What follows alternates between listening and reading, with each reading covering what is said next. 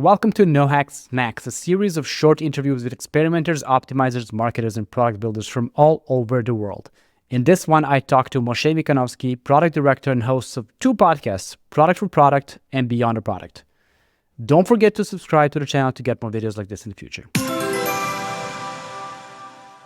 Moshe, I have a question for you. What can startup founders learn from product people? Oh, there's so many things that they can learn from product people.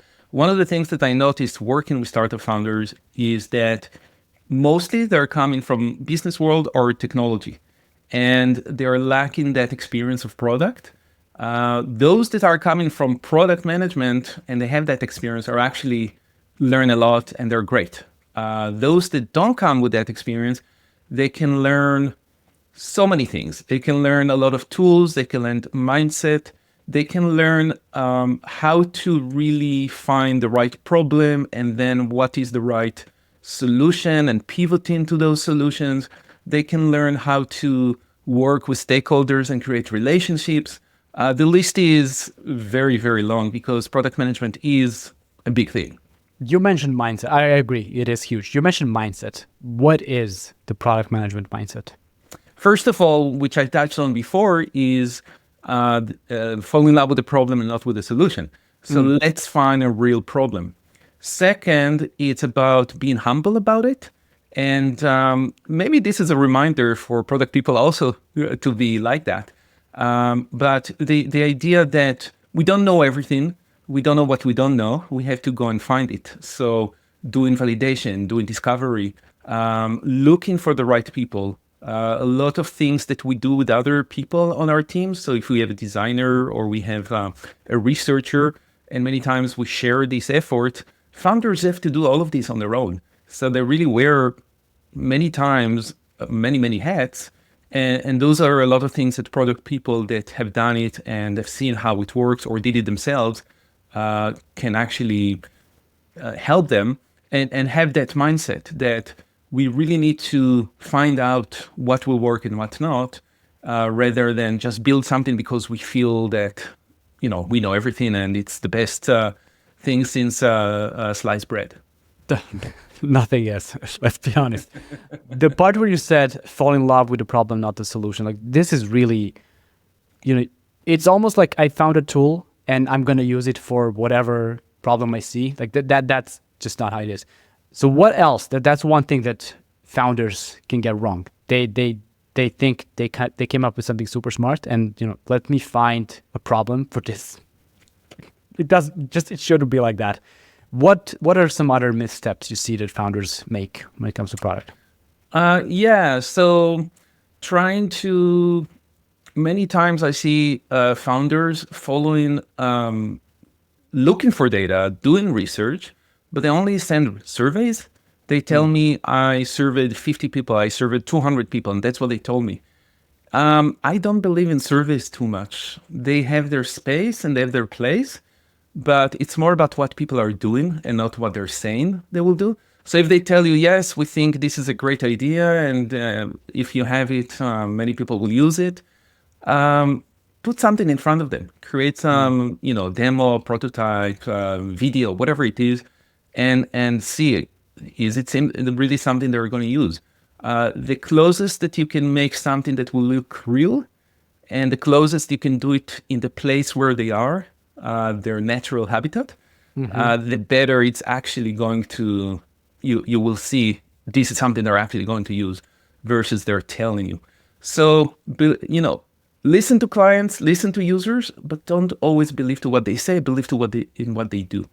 That was lesson number 2. And yes, what users say they will do versus what they actually do, for whatever reason, this goes to usability testing, to whatever. Like you just have to monitor what exactly it is. And maybe they don't even know that they're doing something else when they think they're actually doing whatever you're expecting them to do. Exactly. Give me another one. Let's have 3 lessons. Third one. Okay. So I also mentioned it a bit in the beginning about relationships. One of the big things with product management is communication, because you're kind of in the middle of everything between the business, the clients, the market, and the developers, the designers. Stakeholder management, I don't know if management is a good word, but a lot of people are using that, is a big thing and a big skill that product managers have to develop.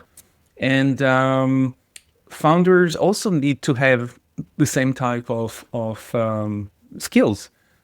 Many founders have it inertly, which is great, but many don't, or they do it in the way they know how to do it. So if you are a sales driven, because that's what you did in the past, you will always do your communication around the sales. And we know it doesn't always work for every product. So that's another skill that product managers really develop over time. It takes time for many. Right. I know I failed a lot with that. But there are also some books I can recommend for that. That was for going to be my anything next question. Like, give me some books that founders can read to really get started with the product mindset. Yes. I always go to, first of all, Marty Kagan. I mention it to all founders. Usually they don't know the name, where in product world, everyone knows his name. So if you read Inspired or Empowered by Marty Kagan, that's a good start. For stakeholder relationship, there is a lot of things over there I'm sure founders can learn. How about some podcast recommendations? Oh, that's No, you know what I'm asking. You know what I'm asking for. Yes, my podcast. Yes, exactly. So I have a couple of podcasts. Of course, I will recommend your podcast as well. I love it that it's short, so you can consume it very quickly. My podcast, one of them is called Product for Product, and I'm co-hosting it with Matt Green. We're talking about tools for product people, but when you grow your startup, many times in the early stages, you don't need a lot of tools, but over time, you will start looking for tools to help you do the work. Your first product person probably will tell you, I need this tool or this tool, etc. So we're talking about all those tools for product analytics, user testing, A/B testing, road mapping, many tools. And we're also talking about frameworks that can be helpful. We're talking about books from the authors. The second one is called Beyond Product, which I'm hosting, and it's produced by Root Quotient. And over there, we are talking with founders, like other founders that are using technology in some great ways to solve real problems in the world. And they always share tips for other founders. So it doesn't have to do anything with the product specifically, but from their founder journey. So it's always interesting to hear their tips as well. I'll go back to something you said early in the interview. You don't know what you don't know. And this is really from a founder mindset, going to the product mindset. You have to be aware that there's going to be so much that's out there and that people have figured out before you that you can just learn about rather than make mistakes along the way. Moshe, thank you so much for being on the podcast. This was extremely useful. All of the links will be in the episode notes and in the post on LinkedIn. I will talk to you guys soon. My pleasure. Thank you.